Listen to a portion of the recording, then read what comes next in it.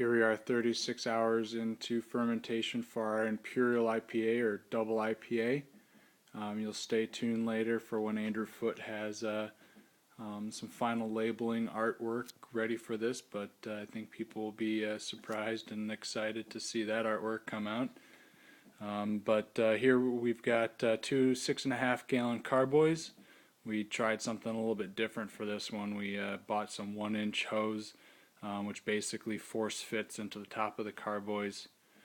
Tin foil is really just for extra safeguarding. It really wasn't super necessary as it's a very tight fit to get that hose in there, just a little extra reassurance.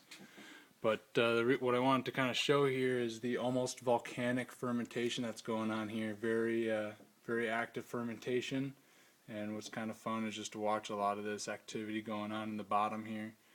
You can get some kind of bottom geyser sometimes, which is rather fun to sit and watch. But then the other thing, now that we're into real active fermentation, with these blow-off tubes, this is real easy versus the airlocks that we've usually used. You just basically route your hose into a sanitized bucket of water. We're using one step for everything. But then that way the CO2 that's being given off by these carboys from fermentation, the yeast will give off CO2 as a byproduct, then also alcohol is their other byproduct. So thank you, yeast, for the alcohol.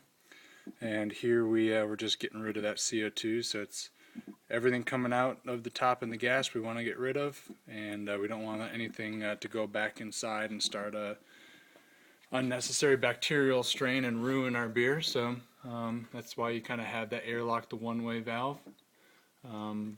Just showing you here as we're getting our Imperial IPA fermenting. There's a potential of 9.5% alcohol if this ferments fully. So we'll look forward to a very full-bodied, very tasteful, bittered, and also a strong alcohol flavor to it. So this is going to be an exciting spring beer to enjoy as we're starting to grow hops this year. So we'll keep you updated as our Imperial IPA continues and finishes up.